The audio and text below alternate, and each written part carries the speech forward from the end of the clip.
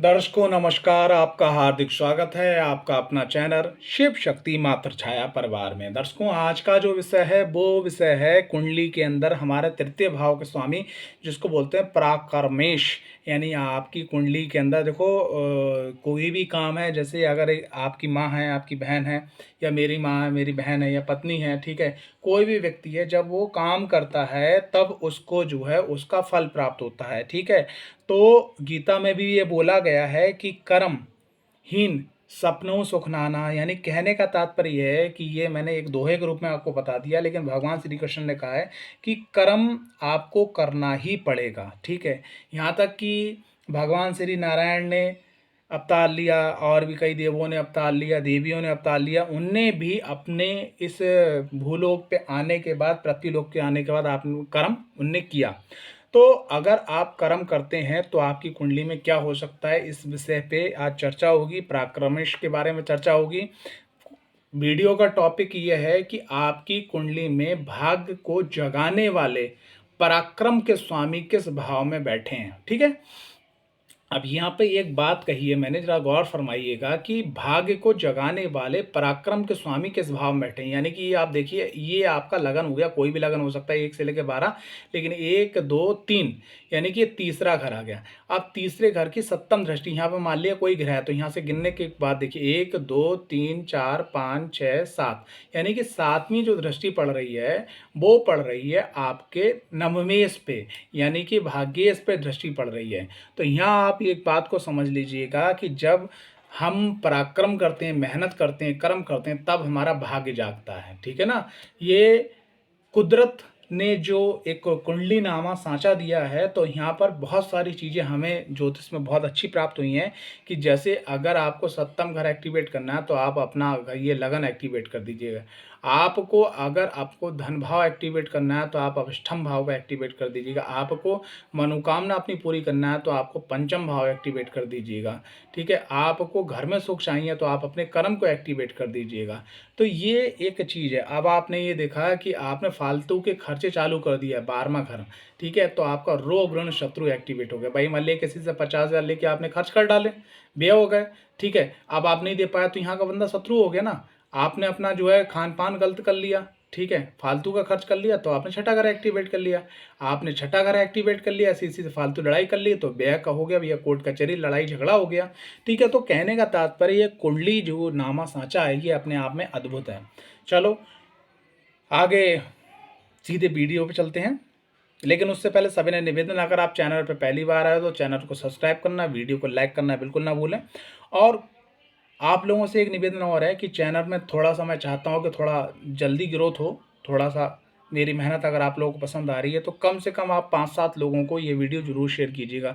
जो भी वीडियो आप मेरे चैनल पर देखें, अगर 5-7 लोगों को शेयर करते हैं तो जल्दी से जल्दी मेरे चैनल जो है ग्रोथ में जाएगा। तो जब चैनल ग्रोथ में जाएगा तो जो मेरी वीडियो है थोड़ा लेट आ रही हैं, हफ्ते में 2 वीडियो या हफ्ते में 1 वीडियो, तो कोशिश मैं करूँगा कि मैं हफ्ते में 2 की जगह पे 4 या 5 वीडियो, एक दिन छोड़ के एक दिन गैप करके आपको वीडियो देना शुरू कर दूँ, लेकिन ये इसमें आपका थोड़ा सहयोग देना होगा। ठीक है, अब बढ़ते हैं वीडियो के मेन टॉपिक पे, बड़ा गौर से समझिएगा।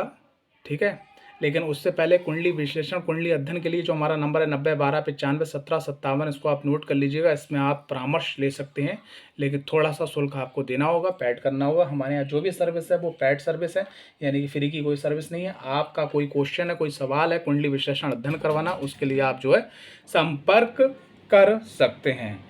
अब आती है बात आगे की कि मेष लगन के पराक्रमेश होती है 3 नंबर राशि यानी मिथुन। वृषभ लगन के पराक्रमेश होते हैं कर्क राशि यानी 4 नंबर। मिथुन अगर आपका लगन है तो पराक्रमेश होती है सिंह राशि यानी 5 नंबर।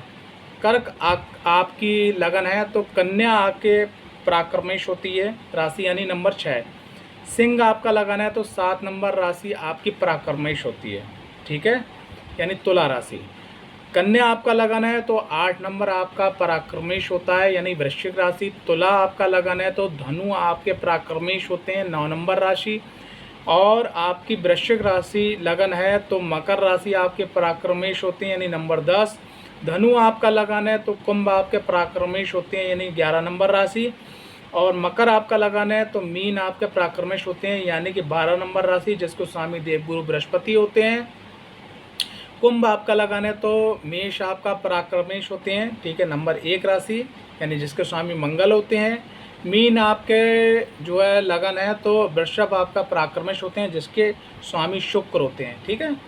यहाँ पर मैं आपको बताना चाहूँगा, मिथुन के स्वामी बुध हैं, कर्क के स्वामी चंद्रमा है, सिंह के स्वामी सूर्य हैं, कन्या के स्वामी बुध हैं, और तुला के स्वामी शुक्र हैं, और वृश्चिक के स्वामी मंगल हैं, धनु के स्वामी आपके गुरु हैं, मकर के स्वामी आपके शनि हैं, कुंभ के स्वामी आपके शनि हैं, मीन के स्वामी आपके देवगुरु बृहस्पति हैं, मेष के स्वामी मंगल हैं, और वृषभ के स्वामी शुक्र हैं, ठीक है।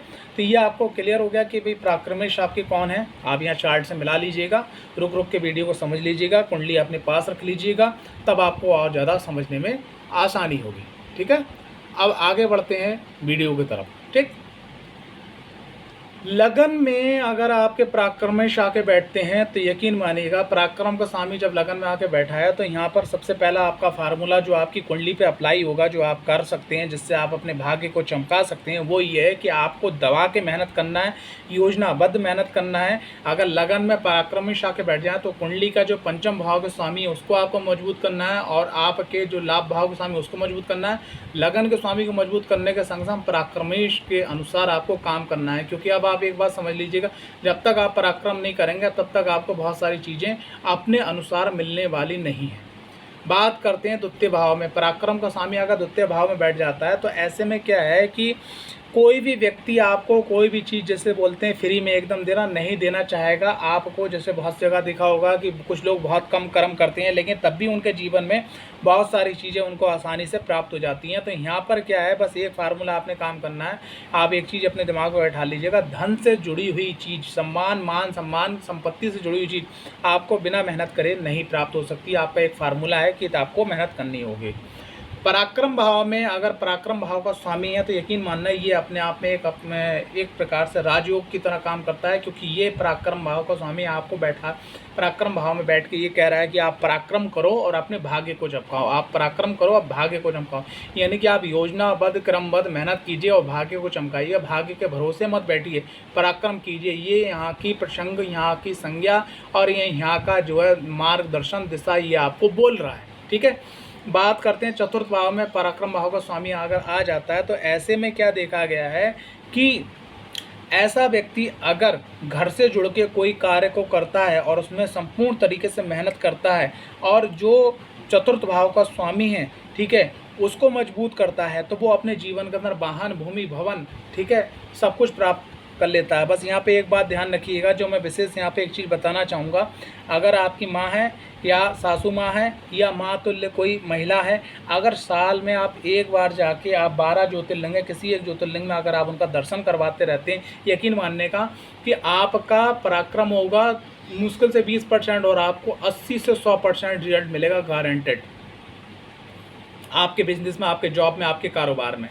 पराक्रम भाव का स्वामी अगर पंचम भाव में आ जाता है तो ऐसे व्यक्ति को क्या करना चाहिए, सबसे पहले पंचमेश को मजबूत करना चाहिए। दूसरी चीज़ क्या है कि ऐसे व्यक्ति को जो भी वो काम कर रहा है, जैसे मान लिया वो बिजनेसमैन है, जैसे मान लिया वो छोटी सी दुकान चला रहा है, जैसे मान लिया वो डेयरी चला रहा है, जैसे मान लिया अगर वो कोई जॉब कर रहा है, सिविल जॉब की तैयारी कर रहा है, कोई भी कर रहा है, तो उसमें उसको क्या करना है कि पंचम भाव के स्वामी को मजबूत करना है। और जो पराक्रमेश होता है तो रात के समय में स्टडी करना है, अपने काम के माध्यम से, अपने काम के लिए स्टडी करना है उसको। आप ये समझ लीजिएगा, पराक्रम भाव का स्वामी अगर पंचमेश में गया तो आप जितना समय फालतू व्यतीत करेंगे उतना इन फ्यूचर आपका वैड होता चला जाएगा। जितना समय आप अपना जो है स्टडी में देंगे फालतू की जगह पे, यकीन मानने का कि ये आपकी सभी मनोकामना, पराक्रमेश यहाँ बैठ के मनोकामना पे वाले स्थान पे दृष्टि डाल के आपसे पराक्रम और ज्ञान के माध्यम से सभी मनोकामना, जैसे वाहन है, भूमि है, भवन है, सब कुछ आपको प्राप्त करवाएगा। पराक्रम भाव का स्वामी अगर छठे भाव में आ जाए तो ऐसे में क्या होता है कि आपका जो कार्य क्षेत्र होता है वहीं पे आपके विरोधी पैदा हो जाते हैं। लेकिन इसका बस एक ही आपको विशेष ध्यान रखना है, अब आपको पराक्रम भाव और छठे भाव का जो भी स्वामी है उससे जुड़ी हुई जो वस्तुएं हैं वो आप किसी एस्ट्रोलॉजर से पता कर लीजिएगा कि आपको धर्म स्थान पर देना है, पब्लिक में देना है। वो आप समय समय पर डोनेट करते रहिए, मेहनत करते रहिए। आप रोग ऋण शत्रुओं को पछाड़ के आप अपने जीवन के अंदर सभी उन्नति आप प्राप्त कर लेंगे। पराक्रम भाव का स्वामी अगर सप्तम भाव में आ जाए तो ऐसे में ये देखा गया है कि जीवन साथी के आने का जीवन में पराक्रम बढ़ जाता है।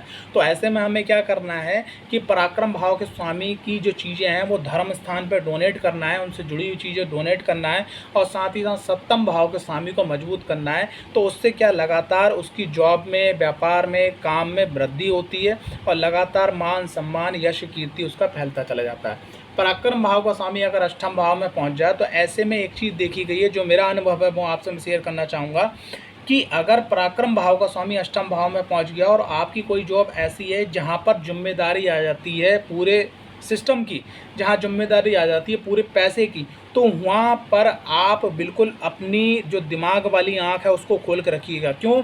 जैसे सपोज दैट मैंने अभी जल्दी में कुंडली देखी कई लोगों की, जो बैंक की पूरी जिम्मेदारी उनके हाथ में थी, ठीक है, कैश की पूरी जिम्मेदारी हाथ थी, उसमें एयर फेयर हुआ, करीब 2.5 लाख का नुकसान हुआ। ऐसे ही मैंने एक चौकीदार थे, उनकी मैंने कुंडली देखी, तो क्या हुआ कि वहाँ पर जो चोरी हुई, उस चोरी में क्या हुआ, वो सिर्फ लेटे हुए थे, उनकी हल्की सी आंख बंद हो गई, वहाँ पर कैमरा ने पकड़ लिया उस चीज़ को, और उनको जो है सैलरी में से अभी भी पैसे कटवाने पड़ रहे हैं। तो एक बात ध्यान रखिएगा कि जो आपका मेहनत का क्षेत्र है, कर्म का क्षेत्र है, अगर आपके पराक्रम भाव के स्वामी अष्टम भाव में बैठे हैं तो आप कैश से संबंधित या उस क्षेत्र से संबंधित जिम्मेदारी से पहली बात तो बच जाएं। अगर नहीं बचना पॉसिबल है तो आप एक बात का फार्मूला ये ज़रूर अपना लीजिएगा, आपने एक फार्मूला यहाँ पर अपना लेना है कि आपको कोई भी चीज़ है, अगर जैसे जिम्मेदारी मिलती है तो आप अपने दिमाग की जितनी आँखें, जितनी नसें, जितनी वो जो चीज़ें आप खोल के रखिएगा, कहीं धोखा ना हो जाए आपके संग में, ठीक है। ये बात ध्यान रखिएगा, ये एक मेरा गूढ़ रहस्य आपको किसी किताब में नहीं मिलेगा, ये मेरा खुद का अनुभव है। पराक्रम भाव का स्वामी अगर भाग्य भाव में आ जाए तो बस ये पराक्रम कहना चाह रहा है कि आप भाई डट के मेहनत कर, भाग में चपका दूंगा। वाहन चाहिए, भूमि चाहिए, भवन चाहिए, अच्छा जीवन साथी चाहिए, नाम, यश, कीर्ति, वैभव सब कुछ चाहिए, सब आपको मिलेगा, लेकिन बिना मेहनत आपने कुछ नहीं मिलने वाला। पराक्रम भाव का स्वामी अगर दसम भाव में आ जाए तो ये अपने आप में मेरा हिसाब है कि ये राजयोग है, क्योंकि पराक्रम यानी मेहनत और कर्म यानी कर्म क्षेत्र, उसमें अगर भाव पे बैठ जाता तो ऐसे में क्या होता है कि व्यक्ति अपने पराक्रम, अपने मेहनत से, अपने स्किल से अपने आसपास के लोग, अपने संग के लोगों को पीछे छोड़ते हुए और एक शिखर पे पहुंच जाता है जहां वो लोगों का एक हीरो होता है, एक आइडियल होता है। लेकिन यहाँ पर बस एक बात ध्यान रखनी है, पराक्रम भाव का स्वामी दसम में पहुंच गया, आपने जीवन में एक चीज़ को तलाक दे देना है, वो है आलस। अगर आपने आलस को तलाक दे दिया तो ये मेरी 2000% गारंटी है, आपको सफल होने से कोई नहीं रोक सकता। आपने आलस को तलाक देना है और योजना, कर्म से पहले, योजना से पहले, जो कर्म से पहले जो योजना है उससे आप जीवन भर का समझौता कर लीजिए, गांठ बांध लीजिए कि अगर आप कोई भी काम करते हैं योजना के अनुसार करेंगे, आलस करेंगे नहीं और लगातार मेहनत करेंगे, आपको शिखर से पहुंचने तक कोई नहीं रोक सकता। बात करते हैं पराक्रम भाव का स्वामी अगर लाभ भाव में पहुंचा है तो यकीन मानिएगा ऐसे लोगों का तो मज़े ही मज़ा होता है। मैंने ये देखा है कैसे कि जैसे मैं आपको बताना चाहूँगा कि ऐसे लोग क्या करते हैं कि जैसे उनने, ऐसे लोगों को मैक्सिमम मैंने ठेकेदार टाइप का या कुछ इस टाइप का देखा है कि उनने थोड़ा बहुत काम किया, मालिक आया, ऐसे लोग मालिक के मुँह लगे हुए होते हैं, थोड़ा बहुत उनने काम किया मालिक के सामने, मालिक को निगाह आ गया कि इनने बहुत काम किया, उन्हें दो, और फिर पूरे दिन आराम का उनने पगार लिया, ठीक है। लेकिन ये जीवन उनका बहुत सारा चलता है, पैसे के मामले में बहुत अच्छा रहता है। लेकिन एक बात ध्यान रखिएगा, कहीं आपकी कुंडली के अंदर पराक्रम भाव को स्वामी अगर लाभ भाव में बैठा है और इसी बीच में कुंडली के अंदर 8वें घर से 6ठे घर से 12वें घर की महादशा या 7.5 या ढैया चालू हो गई, तो जितना पैसा आपने हरामखोरी में कमाया होगा, सॉरी माफ़ करिएगा अगर किसी कुंडली में हो, ठीक है, तो यकीन मानिएगा वो पैसा आपका किस तरफ से निकल जाएगा कोई पता नहीं चलेगा।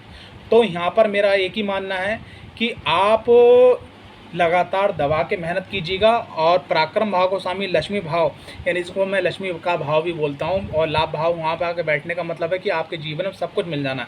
लेकिन आलस छोड़िए, लालच छोड़िए, मेहनत करिए। पराक्रम भाव का स्वामी अगर 12वें घर में जाके बैठ जाता है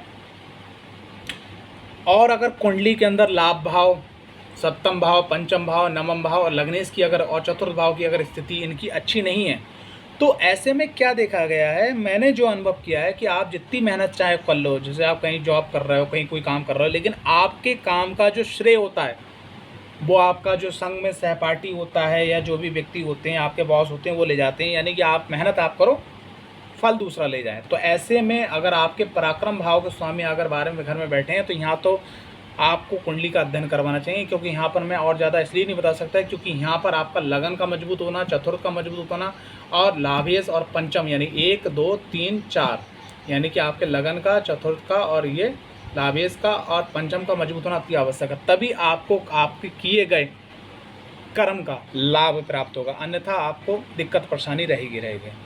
तो ये पराक्रम भाव में जो स्वामी उनके हैं और जहाँ जहाँ बैठे हैं उस प्रकार से जो आपको लाभ मिलेगा वो मैंने छोटा सा व्याख्यान किया। आशा करता हूँ वीडियो आपको पसंद आया होगा। अगर वीडियो पसंद आया तो वीडियो को लाइक, चैनल को सब्सक्राइब करना बिल्कुल ना भूलें। एक चीज़ मैं आपको और बताना चाहूँगा लास्ट में, क्योंकि देखो ये एक मैंने मोटा मोटा बताया, इसमें बहुत सारी चीज़ें और भी देखी जाती हैं कि कुंडली में किसकी महादशा चल रही है, किसकी अंतर्दशा चल रही है, 7.5 चल रही है, ढैया चल रही है, ठीक है, और पराक्रमेश कहाँ बैठे हैं, उनका मित्र का स्थान है, शत्रु का स्थान है, ठीक है, और या उन पे किस ग्रह की दृष्टि है, किसकी युक्ति है, अंश में कितने बल पे हैं वो, ये सब देखने के बाद ही आपका सही डिसीजन, सही आपको उत्तर प्राप्त होता है। ठीक है। जय माता दी, जय महाकाली।